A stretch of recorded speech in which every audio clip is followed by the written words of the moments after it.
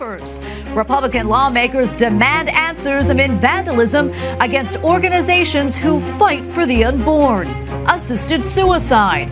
Changes to a Canadian law could affect a new group of vulnerable people. Pope Francis and family. How the Holy Father celebrated a visit to his father's hometown. And let there be lights. A festive moment begins the Christmas season in one of the most famous cities in the world. These stories and more tonight. From EWTN, the Global Catholic Network, this is EWTN News Nightly.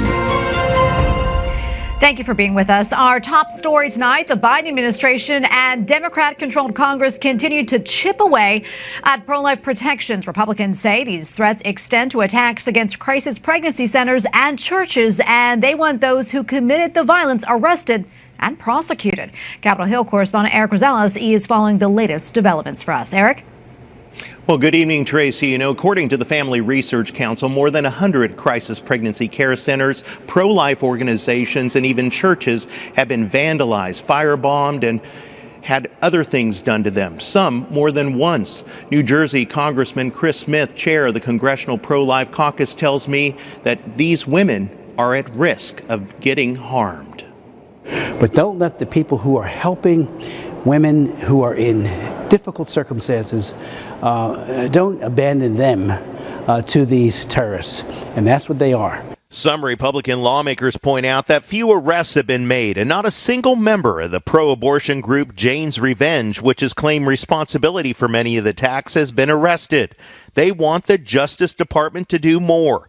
FBI Director Christopher Wray told a Senate hearing last week the agency is taking the attacks seriously. My view, plainly expressed to all of our people, including in the context of abortion-related violence, is that I don't care what side of the issue you're on, you don't get to engage in violence. And we are equal opportunity when it comes to that. He also testified the FBI is investigating a number of attacks against pro-life organizations, including churches and pregnancy care centers. Probably in the neighborhood of 70% of our abortion-related violence cases or threats cases are cases of violence or threats against pro-life, so where the victims are pro-life organizations. The United States Conference of Catholic Bishops wants Congress to act. It says in part, quote, "We urge our elected officials to take a strong stance against this violence and our law enforcement authorities to increase their vigilance in protecting those who are in increased danger." Pro-life groups are putting the pressure on the Department of Justice and the Attorney General to bring cases against these people. Now, Republicans on Capitol Hill, like New Jersey Congressman Chris Smith, are making it a point to bring back his bill. That's to bring harsher penalties against these criminals when they take over Congress come January. At the Capitol, Eric Rosales, EWTN News Nightly. Nearly 24 Republican lawmakers are trying to add protections for religious freedom to a same-sex marriage bill that advanced last week in the Senate. Senator Mike Lee of Utah is leading that push. He wants an amendment added to the Respect for Marriage Act. His proposal would prohibit the government from discriminating against anyone who believes marriage is between one man and one woman. Last week, the measure advanced in the Senate thanks in part to support from a dozen Republicans. Well, Republican presidential hopefuls gathered in Las Vegas to gain attention before the 2024 election. Former President Donald Trump, who already kicked off his campaign, spoke via video. However, he could face competition from former members of his own administration. Who knows? The next time we're together, we could be on a stage, multiple podiums. Who knows who else might be with us? Yeah, who knows? And who knows who will between us, and who knows what nicknames we might have. Mike Pompeo served as President Trump's Secretary of State. He now says conservatives deserve leaders who fight for them and not their own egos. Other speakers at the Republican Jewish coalition included former Vice President Mike Pence, Senator Ted Cruz, and Senator Tim Scott. The White House says that it wants to improve relations with the Philippines. Vice President Kamala Harris stopped there on her way back from the APEC summit in Thailand. Thank you. Thank you for the warm welcome. It's good to be with you. The vice president met with Filipino President Ferdinand Marcos Jr. She said the United States stands by its mutual defense treaty and promised to help the Philippines deal with climate change and looming food and energy crises. The United States also contributed to a human rights program in the predominantly Catholic country. New developments in the trial of Cardinal Joseph Zen. A verdict is expected on Friday. The 90-year-old and 5 other defendants all pleaded not guilty in connection with a fund that helped pro-democracy protesters in Hong Kong. If convicted, the former bishop of Hong Kong faces a heavy fine. Well, at least 162 people are dead following an earthquake in Indonesia. The 5.6 magnitude quake also left hundreds of people injured and triggered a number of landslides around the country. Dozens of buildings were damaged, including a school and a hospital. More than 13,000 people have been moved to evacuation centers. The United Nations brings more aid to Ethiopia's Tigray region following a recent truce signing. Trucks carrying 300 tons of food have entered northwestern Tigray through a neighboring area. The region has been deprived of basic human needs since August. UN experts say Ethiopia's government likely used starvation as a method of warfare. A shocking sanction situation for Canadians who struggle with mental illness. Come March, those patients will be eligible for assisted suicide. The country's medical assistance in dying, also known as the MAID law, was first enacted in 2016, originally intended for people with serious untreatable conditions such as terminal cancer. However, a new provision will now allow people to apply for euthanasia solely on the basis of a mental disorder. And joining us tonight with more is Alex Schadenberg, director of the Euthanasia Prevention Coalition. Alex, welcome. Thank you so much for being with us. I mean, this is really quite shocking. I'm curious, how did MAID go from people with terminal conditions to those with mental health conditions like depression? Well, in fact, Canada is a real prime example of what you would call a slippery slope or fast incremental extensions on euthanasia, because what happened is that the original law was challenged in a court in Quebec, and then a decision came down in 2019 to expand the law. It challenged this terminal illness requirement, but the government itself, though, went the next step and said not only we're going to remove the terminal illness requirement of the law, we're going to add in it mental illness alone and a few other things. And right now, just to make things even worse, they're talking about euthanasia for minors, and they're talking about euthanasia for people who are incompetent. And then recently, the Quebec government, the Quebec College of Physicians brought up the issue of infant euthanasia. So everything's on the table now for discussion for killing in Canada. It's very shocking indeed. It really is hard to believe this is happening there. You know, as you know, there's a wide range of mental health conditions, some with virtually no impairments to other very serious conditions. So, Alex, I'm curious, how are they making this determination? I mean, and also, wouldn't the very nature of mental illness exclude a person from making a decision that would end their life? Well, in fact, I would agree with you completely. And actually, most of the psychiatrists in Canada would just agree with your statement. They would say, yes, it's impossible to determine that someone's actually, how would you say, not capable of recovering. It's impossible to determine that.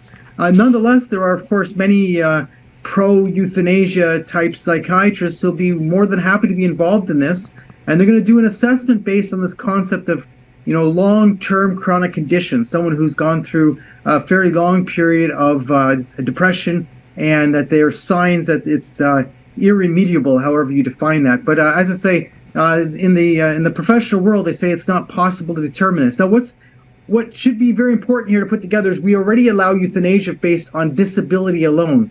So what happened is when they dropped that terminal illness requirement, people with disabilities, so people with chronic conditions, were then able to be approved for euthanasia. So we've had a lot of euthanasia now for reasons of poverty. People who say that, on the disability benefit, I can't live this way. There's not enough money for me to buy food. And so therefore they're being approved for euthanasia and dying by euthanasia. There's other people, this recent case of a man whose house was sold.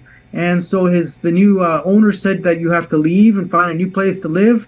And he said, I can't afford rent anywhere else. So he applied and was approved for euthanasia. Now there's a GoFundMe page that just helped him out, and now he's found another place to live. But I mean, to be approved for euthanasia because of homelessness, now mental illness, you add mental illness to that. A lot of people going through mental illness have a difficulty working, so they're going to find themselves in poverty. They're going to find themselves homeless. They're going to find themselves in these terrible conditions, and they'll be approved for euthanasia based on mental illness, but they'll be actually asking for it based on these other social reasons. Alex, I can't even believe this is a reality here. I'm curious, what are Canadians saying about all this, and also others in the medical community? Well, it's becoming very upsetting to a lot of Canadians, but we have a government that isn't listening. We have a government that is really pro euthanasia. They're just absolutely committed to it. I'm sad to say that. But Canada's become the example to the world as to why you should never even consider legalizing euthanasia. And I've been speaking all over in different places and contacting people around the world who are now debating euthanasia, such as in the UK, they're debating euthanasia. There'll be several states in the US this year who'll be debating assisted suicide. And my argument is, well, wait a second here. Before you even consider that, look what's happening in Canada. So don't go there. Just don't go there. As bad as it is in Canada, we don't need this cancer of euthanasia spreading further. We are almost out of time, but quickly, if you don't mind, tell us what your group is doing to help stop this culture of death. Well, we've been heavily involved with trying to help people. So the Euthanasia Prevention Coalition, you can contact us. We provide a lot of information, but we also have a helpline. We have a 1-800 helpline. We've been involved with trying to help a lot of people. But, we've had a tsunami of euthanasia going on. Not only the numbers have increased so greatly of euthanasia, but also the types of reasons for euthanasia. So it's actually really breaking my heart, but I realize that maybe the good that comes of it is that other nations don't legalize, and they decide, Canada, how terrible it is, we don't want to go there. Indeed. And hopefully that will happen in the U.S. this year. Indeed. Well, Alex, thank you so much for coming on. Thanks for your insights, and we're praying for all of you in Canada. Thank you so much. And we have a lot more still to come here on EWTN News Nightly, including the Catholic Church in Germany. Analysis of the Holy Father's discussions with bishops about the controversial synodal path, and a Thanksgiving tradition at the White House.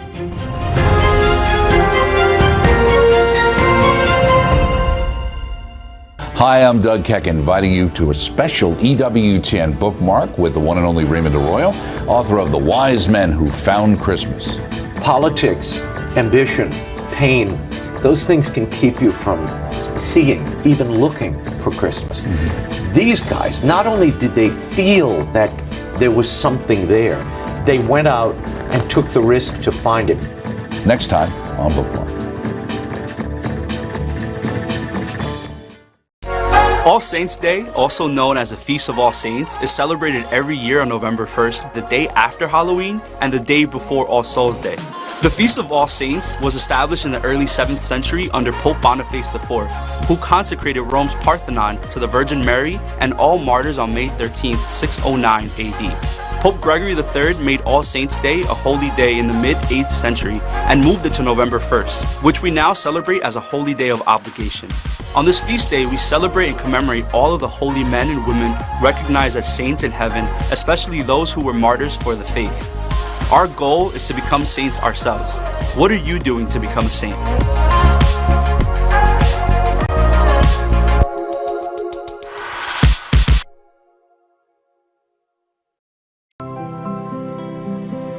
Hail, Holy Queen, Mother of Mercy, our life, our sweetness, our hope.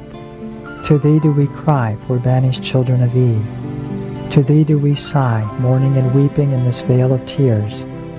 Turn then, most gracious Advocate, thine eyes of mercy toward us, and after this our exile, show unto us the blessed fruit of thy womb, Jesus. O clement, O loving, O sweet Virgin Mary, pray for us, O Holy Mother of God, that we may be made worthy of the promises of Christ. Amen.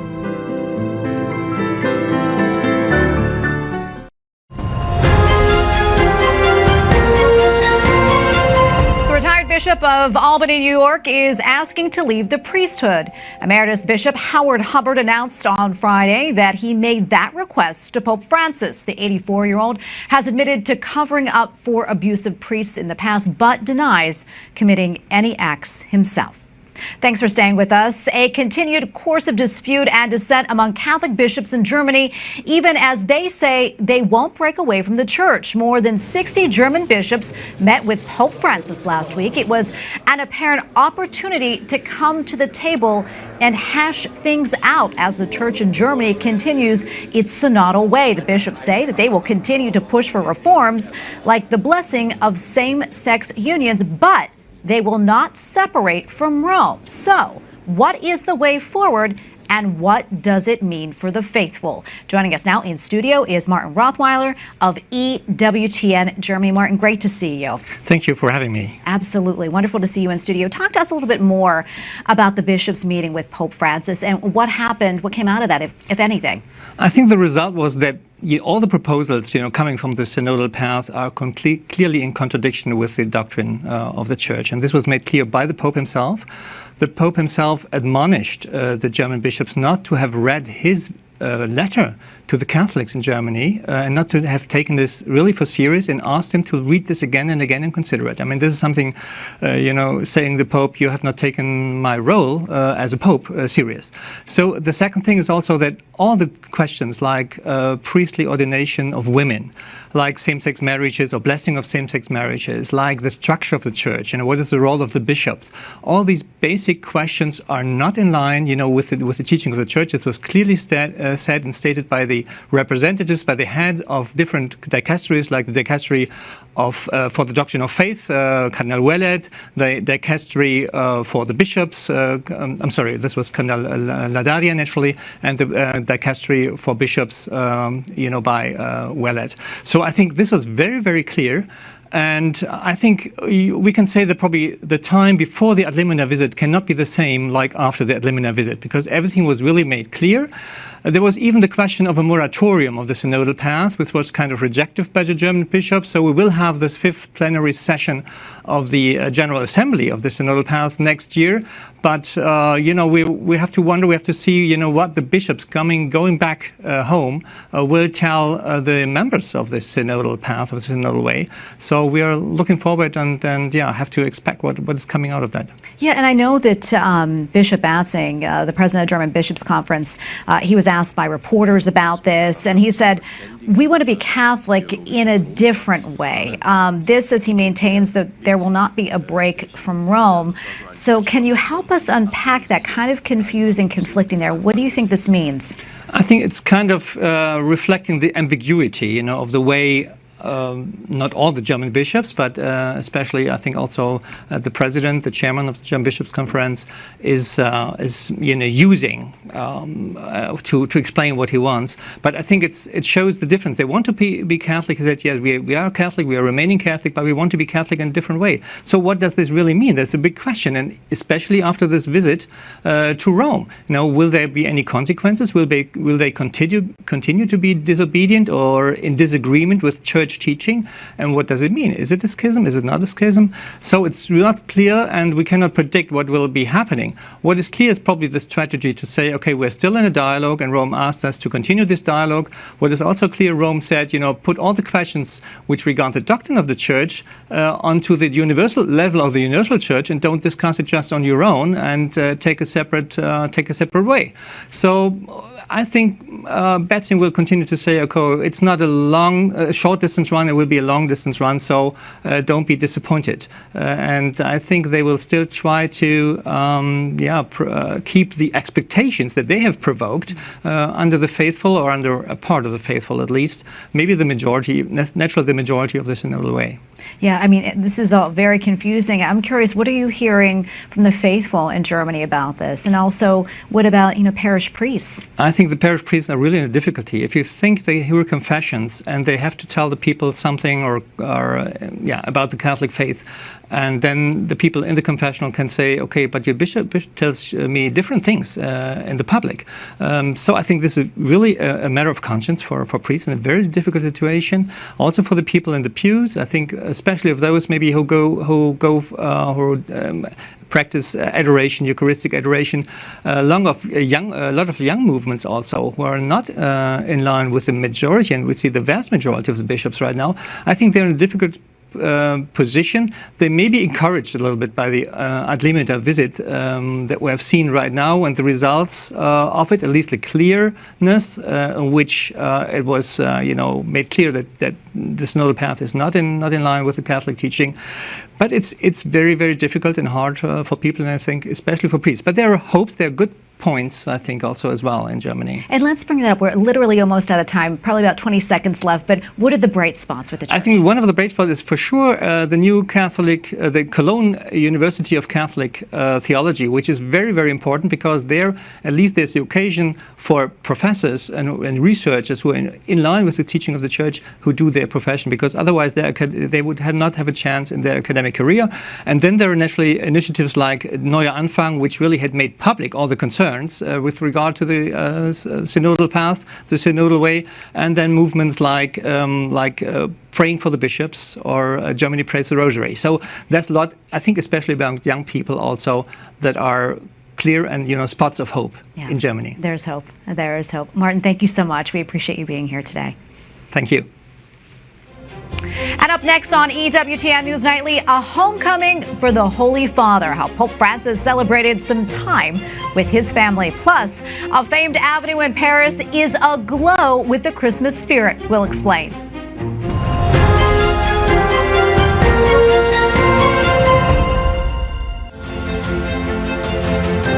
Next time on EWTN Live, could Pope St. John Paul II's parents become saints too? Monsignor Slavomir Oder speaks about the cause for canonization on the next EWTN Live.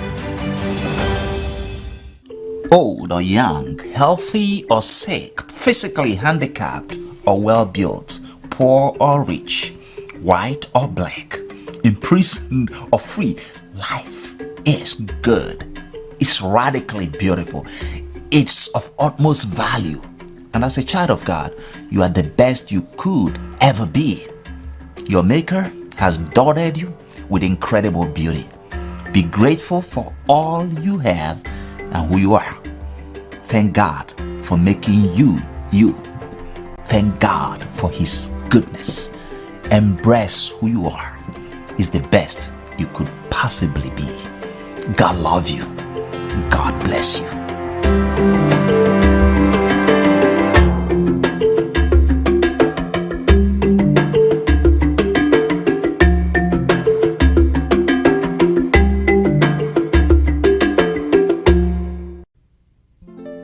Lord, bless our family, all of us now together, those far away, all who are gone back to you. May we know joy, may we bear our sorrows in patience. Let love guide our understanding of each other. Let us be grateful to each other. We have all made each other what we are. O family of Jesus, watch over our family. Amen.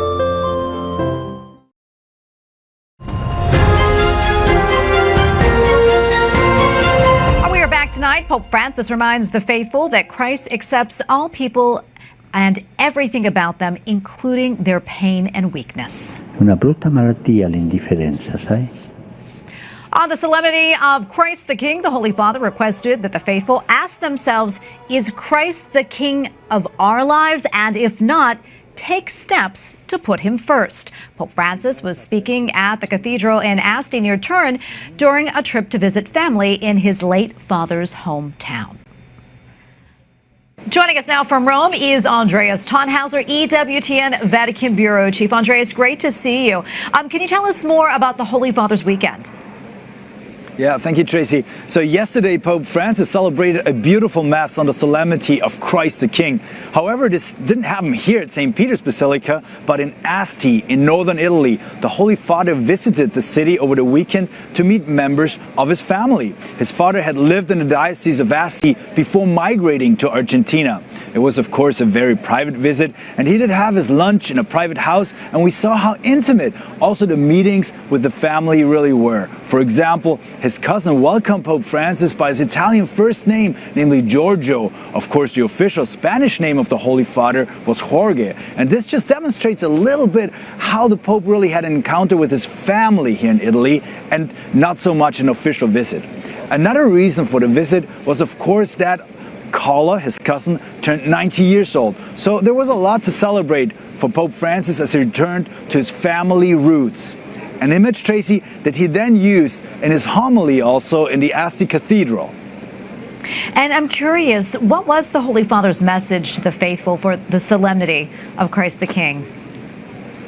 So just like he did visiting his own family, Pope Francis also invited us and all the faithful to return to the roots of their faith. At the center of our belief is, of course, Jesus Christ, his death and his resurrection. And as often before, Pope Francis invited all Catholics to be more aware of the source of their faith and, as he said, to roll up their sleeves and become involved. He urged the faithful to react to the crisis of the present times and to pray and to serve. Specifically, he mentioned that many complain about society, but also about the church. But the Pope also asked all of us, what could we do? Not only for society, but also what could we do for the church? And this, Tracy, is a motif that we have heard quite often from Pope Francis. He urges us to be active members, not just onlookers with our, as he also said, with our hands in our pockets. And at the end of the Mass, Pope Francis also brought up the World Youth Day in Portugal next year. He mentioned the theme of this big gathering of young people. Mary arose and went in haste. This was the theme, and addressing especially the young people of Asti, he said that he likes to contemplate the scene when Mary got up on her feet to go to her cousin Elizabeth. In prayer, he too asks Our Lady often to hurry up and solve a problem that he has. And today, the Holy Father said we need young people who are not slaves of their mobile phones, but who want to change the world, just as did Mary. Indeed. And Andreas, before I let you go, I know there's a lot of activity there at St. Peter's Square. Tell us what's going on in the background. Yeah, I'm glad you noticed, Tracy. So with the solemnity of Christ the King, we of course finished the liturgical year, and also here in Rome now everybody is preparing for Christmas. And that's also true of the Vatican, because behind me you can already see the big Christmas tree that is being dressed up.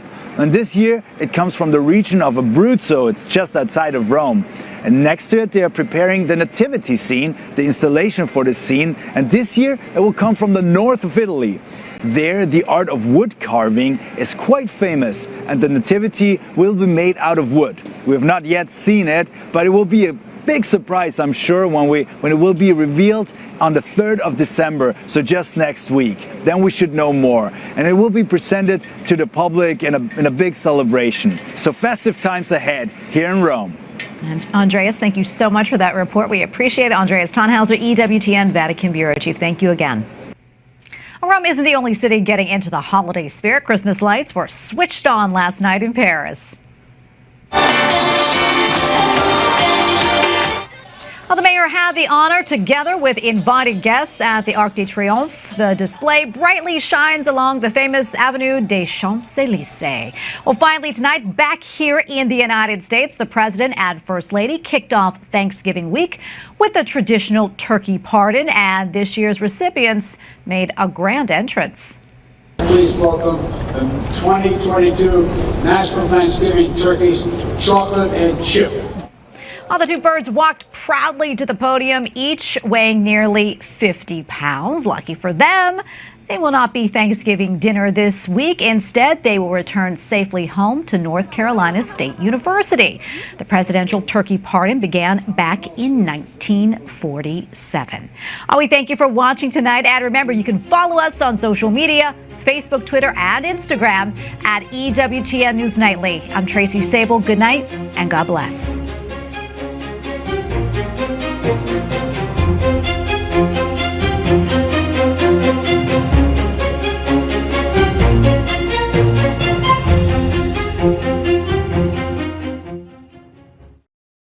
I remember